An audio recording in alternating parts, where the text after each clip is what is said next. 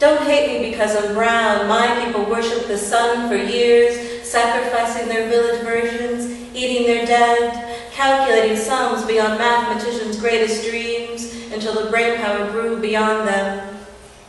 Dividing men from women until it became the world's standard practice, multiplying faster and faster, creating more brown and white people by way of electronic brain waves, certainly not foreplay, fireman.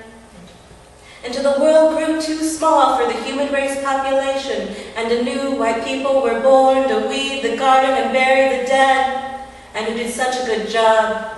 The ground became full of rotting corpses and mixed blood, which mixed with the soil, infecting the oils of men and women through fruits, green vegetables, and flowers, with sweet-smelling body heat and hot human juices, which flowed through their nostrils and slid down their throats to land in the pool of pits, where benevolent white souls purge bodies with a hiss and trickle of purity steam first invading and lifting their lily white bodies up from earth, just like our language and food infiltrates English. I'm from Iowa, and I'm from some of the oldest families, the Mexican families from Iowa. I seriously did not know I was Mexican until I was about 12. And so this is a poem called Dark Man I wrote for my father. Dark man, I see you mirrored in your black-suited brothers, walking erect down high, curving tax-paid city streets, pushing back with the strength your mother did when she enrolled you in primary school, walking down the cold hallways, not speaking any English yet, neither do you. But she fought the white people, weak as she was. She knew America would teach you as if you were their own child, molding your shape to be a brown man in a white mask who can make it in the service, in college, and on Wall Street's floor, where you fight for the privilege to make money and send your daughters to school, where they succeed and surpass your need to show how close you could grow to the scent of money.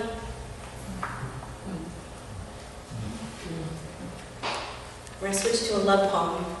So my husband's here, and he has some books out there too, and we met each other, and 6 months later we moved to Seattle together.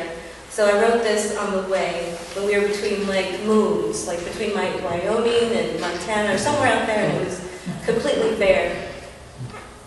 Though this may age me 100 million years, for you I'll take off my armor, wear my naked face and feel pretty. For you I'll cross the U.S. in an '89 Mustang with all of our possessions. For you, I'll face my fears when snow and ice plague the road, though it may age me 100 million years. For you, I'll leave home, become a world-class traveler, and make the world our playground. For you, I'll quit my job, relocate 2,000 miles away.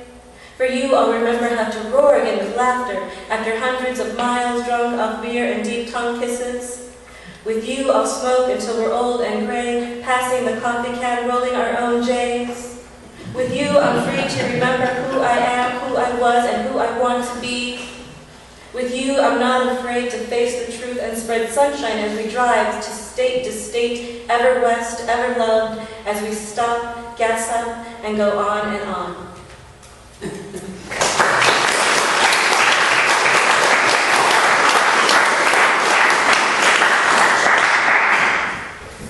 This is my second book, Love in Wartime, and it was started right before 9/11, and I can't quite finish it yet, because we're still at war. And I was born during the Vietnam War. My uncle came home after getting shot, and this is my remembrance as a very young child. The living room. I remember when you came home, and I walked into the room, and the smell hit me. The yellow oozing pus, the stink, the stagnation, the open wound next to your heart, the bullet just missing its intended destination. And you lay there, moaned, cried in your sleep. Loud noises would make you hit the ground without thinking. And we saw the shadow of you before and after, your beatings, your bedwetting, you becoming a man-child in a war, the desperate faces just before you burned and blew up their villages. Innocence lost among the ashes. To come home not a hero, to be spit upon at the airport when you were doing your duty, long-haired, drafted boys, returned battered men, clean slate impossible, Truth, a game for sale, checkmate without end. Blockbuster movies remind you the doctor says don't go, better not to know. But a vet I met said to tell you hello, an informal gesture whenever two stories greet.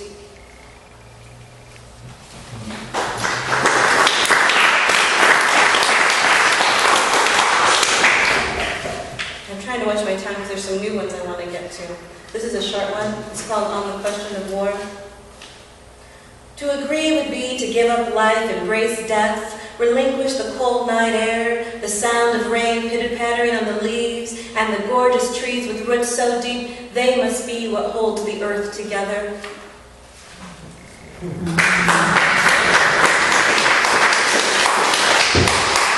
I'm watching my time and I'm trying to speak fast, so... Girl, don't sweat it. I'm actually... We're not a corporation. Okay, we're not a corporation. All right. I'm part of the Latina Monologues, and I have been for the last 3 years, and it's such an amazing experience to go from a poet who reads things on a page to having to be theatrical, and it's a lot of work. So this last time, though, I wrote a couple poems just for stage, and this is called the Dream Act poem. In another life, I write op-eds and sometimes get published. Dream Act poem. Is a dream deferred any less bright? Does it shine brilliant over an ebony night? Does its hair lie kinky or smooth upon its head? Does it matter if or when it's dead? Yes. Children vie for crumbs at the table, and bright minds scramble for their piece of the pie. It's not right, people say, and I agree. We all know children have little say and control on their environment or destiny. They were not the decision makers, but some learn the hard way. A mother detained, the 11-year-old stands up, becomes an adult, weans the baby on condensed milk, takes siblings to school on an old bike in cold temps, cooks, cleans, keeps up with homework, prays for their mom to come home before bed. These children have been abandoned by us Americans. Some stand up, but we need more. Children belong to parents who love and care for them and not on their own struggling because of ice in our veins or economic discontent. So what about forgiveness without strings attached? Complete amnesty, I say. Let all come forward and register. The Dream Act was never enough, but it was something. I know adults who worked the fields as little kids, and it was hard, no schooling, no chance for education as a child, and I could see it in his eyes, my student's eyes. His memory hurt him, the boy that he was bending. And don't we all pity ourselves sometimes? Is it not part of the human condition? But then I remember what's good, and forget what's painful, and I'm thankful for the song, the water, the good earth at my feet. Say a prayer, move on, pledging to fight for my brothers and sisters' right, for peace and full citizenship in this country. A dream dimmed for the moment, no less bright.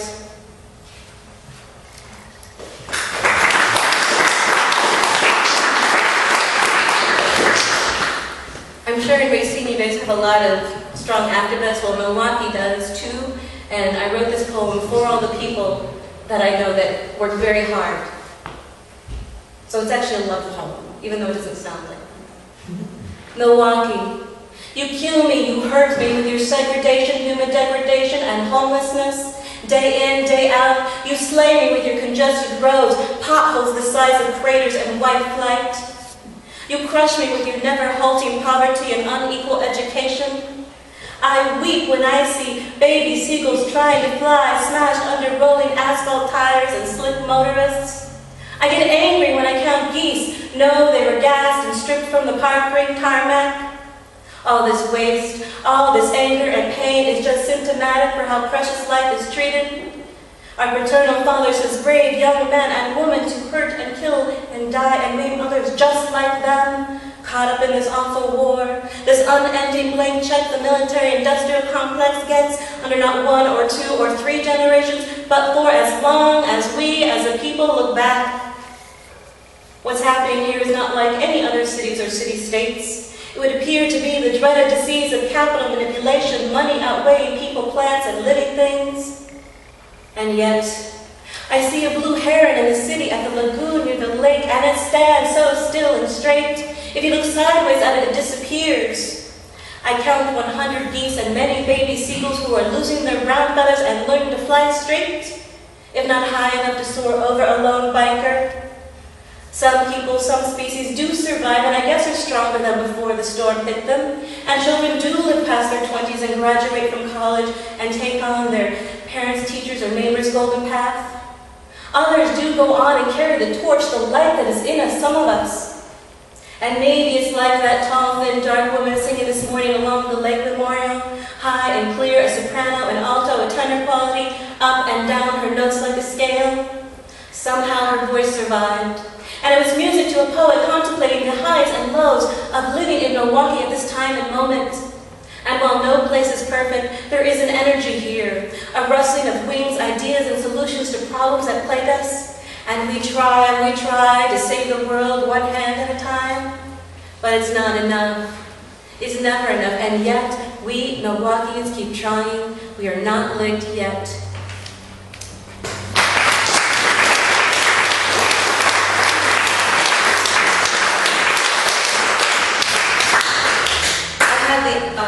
Fortunate chance to go to the Linden Sculpture Garden and do a poetry workshop with a couple of great poets and all these people.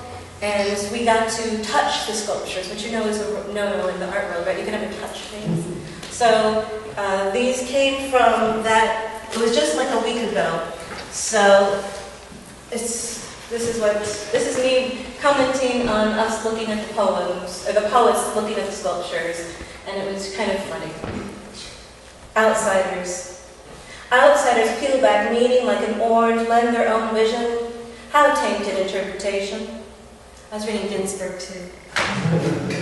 So there's these two, I'm going to have to do really short ones and I'm done, but there's these, we had to adopt a sculpture, which is really kind of funny, you adopt a sculpture. And we had to go visit it every day. So I adopted the Embrace and two lovers, and the lovers were fantastic. They were really fantastic, and I went and I held their hand because they were holding hands, so it was like me and the sculpture together, and I know, it was really cool. So it's me envisioning what they'd be saying. Come with me and be my love, I will walk with you by my side, without fear, together we will glide. 2. When the last breath is taken and the last exhale exposed, I will wait for you on the edge of the world. 3. It doesn't matter where you came from or where you were born, you will understand this norm of love. So this is my last one, and I'm not used to writing on demand. I think most poets say you're inspired by something you never put on demand. And Nicholas, who taught with me, is in the back there. I felt really bad for the poets, the little poets that we made write so much, because I didn't realize how exhausting it was to force people to write with everything they had. So this is called Swan Lake. For Carolyn. Girls in gossamer gowns flit across the stage, little ballerinas in the making, before age and race and weight. Pink tights, light leather shoes strapped on small feet, before toe, before they are conscious of limitations, they all think they are beautiful against the heat of the mirror and balance bar. The instructor plays Swan Lake and says, imagine you are nestled in white feathers and draped tight in white silk. Now see yourself soar across the stage and jump and leap and spin. See how pretty and thin your shoulder blades. Now open your eyes and begin. And all 20 girls run and leap from one end to the other, thinking, yes, yes, this must be how it is to press against the sky and fly. Thank you.